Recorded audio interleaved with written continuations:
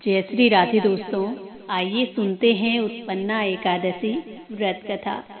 सूत जी बोले कि हे ऋषियों, इस व्रत का वृतांत और उत्पत्ति प्राचीन काल में भगवान श्री कृष्ण ने अपने परम भक्त युधिष्ठिर से कही थी।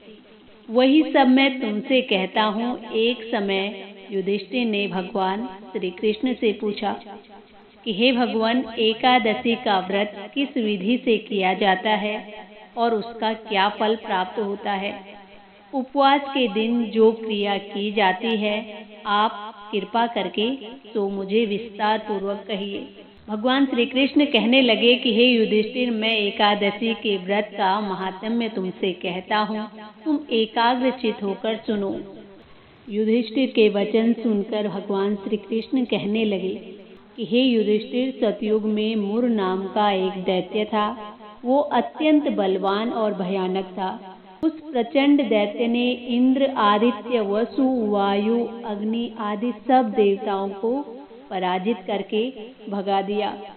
तब इंद्र सहित सब देवताओं ने भयभीत होकर भगवान शिव से अपने दुख का कारण तथा दैत्य का वृतांत कहा और बोले कि हे कैलाशपति, मूर दैत्य से भयभीत होकर सब देवता मृत्युलोक में घूम रहे हैं। तब भगवान शिव ने कहा, हे देवताओं, तीनों लोकों के स्वामी, भक्तों के दुखों का नाश करने वाले भगवान विष्णु की शरण में जाओ, वही तुम्हारे दुखों को दूर कर सकते हैं।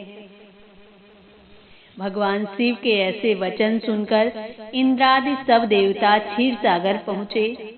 वहाँ भगवान को शयन करते देखकर इंद्र हाथ जोड़कर उनकी स्तुति करने लगे। बोले, हे देवताओं द्वारा स्तुति करने योग्य प्रभु, आपका बारंबार नमस्कार है। देवताओं की रक्षा करने वाले हे मधुसूदन, आपको नमस्कार है। आप हमारी रक्षा करें। दैत्यों से भयभीत होकर हम सब देवता आपकी शरण में आए हैं। आप इस संसार के कर्ता, माता पिता, उत्पत्ति तथा पालन करता और संहार करने वाले हैं। सबको शांति प्रदान करने वाले हैं। आकाश और पाताल भी आप ही हैं। सबके पितामह ब्रह्मा, सूर्य, चंद्र, अग्नि, सामग्री, होम, आहुति, मंत्र, तंत्र, जप, यजमान, यज्ञ, कर्म कर्ता, भोक्ता भी आप ही हैं। आप सर्वव्यापक हैं। आपके सिवा तीनों लोकों में चर तथा अचर कुछ भी नहीं है। हे भगवान, दैत्यों ने हमको जीतकर स्वर्ग से निकाल दिया है और सब देवता इधर उधर भागे फिर रहे हैं। आप उन दैत्यों से हमारी रक्षा करें। इंद्र के ऐसे वचन सुनकर भगवान विष्णु बोले कि हे इंद्र, ऐसा मायावी दैत्य कौन है जिसने सब देवताओं को जीत लिया है? उसका क्या नाम है? उसमें कितना बल है और किसके आश्रय है तथा उसका स्थान कहाँ है? ये सब मुझसे विस्तार पूर्वक कहो।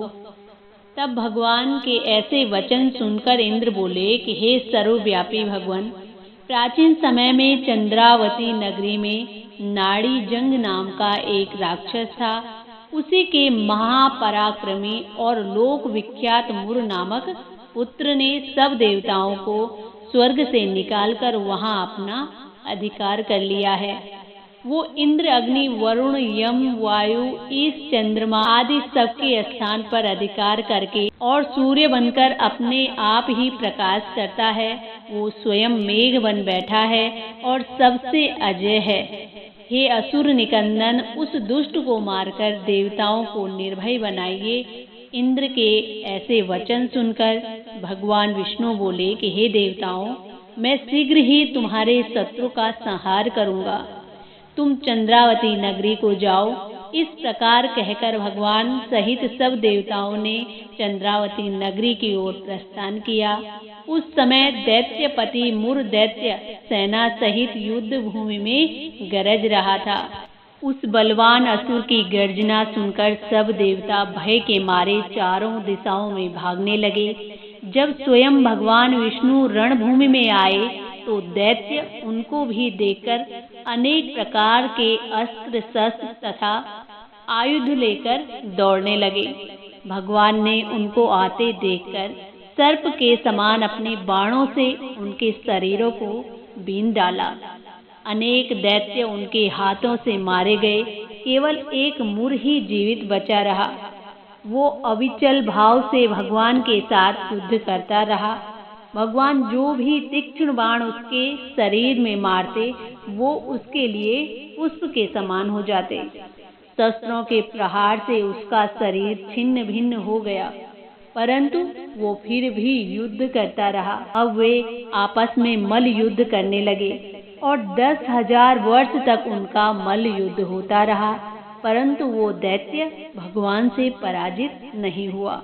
तब भगवान विष्णु युद्ध से थक कर बद्रिका आश्रम चले गए। वहाँ पर एक हेमवती नाम की सुंदर गुफा थी। उसमें विश्राम करने के लिए वे उसके अंदर प्रवेश कर गए। ये गुफा 12 योजन लंबी थी और उसमें एक ही द्वार था। भगवान वहाँ जाकर सो गए। वो दैत्य उनको सोया हुआ देखकर मारने के लिए उद्यत हुआ। वो अभी मारने का प्रयत्न कर ही रहा था कि उनके शरीर से एक अत्यंत प्रभावशाली सुंदर कन्या अस्त्र शस्त्र धारण किए हुए उत्पन्न हुई और दैत्य के सामने आकर युद्ध करने लगी। वो दैत्य उस बलवान कन्या को देखकर आश्चर्यचकित होकर उसके साथ युद्ध करने लगा। उस कन्या के ऐसे भयानक पराक्रम को देखकर दैत्य विचार करने लगा कि इस कन्या को किसने बनाया, जो ऐसा भयानक युद्ध कर रही है।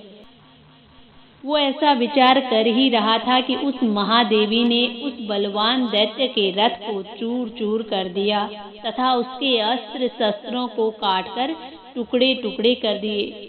तब वो दैत्य महान क्रोध करके मल्ल युद्ध करने लगा, परंतु देवी ने उसको धक्का मारकर मूर्छित कर दिया। जब वो दैत्य मूर्छा से जागा तो उस देवी ने उसका सिर काट डाला। इस प्रकार वो दैत्य तो पृथ्वी पर गिरकर मृत्यु को प्राप्त हुआ और बाकी दैत्य डर के मारे पाताल लोक को भाग गए। जब भगवान विष्णु की निंद्रा टूटी तो उन्हें मूर दैत्य का कटा हुआ सिर व कन्या को दोनों हाथ जोड़कर खड़े देखा। तब भगवान उस कन्या से पूछने लगे कि हे देवी, जिस दैत्य ने इंद्रादिक सब देवताओं को भयभीत होकर स्वर्ग से भगा दिया, उसको किसने मारा? अब वो कन्या कहने लगी कि भगवान, जब आप निंद्रा में थे तो वो दैत्य आपको मारने के लिए आ रहा था। उस समय आपकी योग माया द्वारा आपके शरीर से उत्पन्न होकर मैंने इस दैत्य को मार गिराया। ये सुनकर भगवान कहने लगे कि हे देवी, तुमने देवताओं के भय को दूर करके बहुत बड़ा कार्य किया है, अतः तुम अपनी इच्छा अनुसार वर मांगो। तब वो देवी बोली कि हे भगवान, यदि आप मुझे वरदान देना ही चाहते हैं तो ये वरदान दीजिए कि जो कोई भी मेरा व्रत करे उसके सब पाप नष्ट हो जाएं और अंत में मोक्ष को प्राप्त हो। जो इस व्रत का पुण्य है उसका आधा रात्रि को भोजन करने वाले को मिले और जो एक बार भोजन करे उसको भी आधा फल प्राप्त हो। जो मनुष्य भक्ति पूर्वक मेरे व्रत में एक बार भी भोजन न करे उसको धर्म, धन और मुक्ति प्राप्त हो। तो भगवान ने कहा कि हे कल्याणी, ऐसा ही होगा। मेरे और तुम्हारे भक्त एक ही होंगे। वे अंत में मोक्ष को प्राप्त करके मेरे लोक को जाएंगे। क्योंकि तुम एकादशी को उत्पन्न हुई हो, अतः तुम्हारा नाम एकादशी ही होगा। तुम मुझे सब तिथियों से प्रिय हो, इस कारण तुम्हारे व्रत का फल सब तीर्थों से भी अधिक फल देने वाला होगा। ऐसा कहकर भगवान वहाँ से अंतर ध्यान हो गए और प्रभु के उत्तम वचनों को सुनकर एकादशी अत्यंत प्रसन्न हुई। भगवान श्री कृष्ण कहने लगे कि हे युधिष्ठिर, सब तीर्थों के फल से एकादशी का फल सर्वश्रेष्ठ है।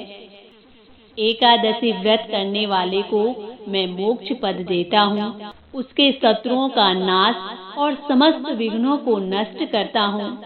ये मैंने तुमको एकादशी की उत्पत्ति का सब वृतांत बतलाया है। एकादशी पापों को नष्ट करने वाली तथा सिद्धि देने वाली है। उत्तम पुरुषों को दोनों पक्ष की एकादशियों को समान ही मानना चाहिए, कोई भेदभाव नहीं समझना चाहिए। जो मनुष्य इस एकादशी के महात्म्य को पढ़ता अथवा सुनता है, उसको अश्वमेध यज्ञ का फल प्राप्त होता है और वो करोड़ों वर्ष तक विष्णु लोक में वास करता है। वहाँ भी उसका पूजन होता है। जो मनुष्य एकादशी महात्म्य के चौथे भाग को पढ़ता है, उसके भी अनेक पाप नष्ट हो जाते हैं। विष्णु धर्म के बराबर दूसरा कोई धर्म नहीं है और एकादशी व्रत के समान और कोई दूसरा व्रत नहीं है। बोलिए एकादशी महारानी की जय। तो दोस्तों, ये थी आज एकादशी व्रत कथा। इसी के साथ जय श्री राधे, जय श्री कृष्णा।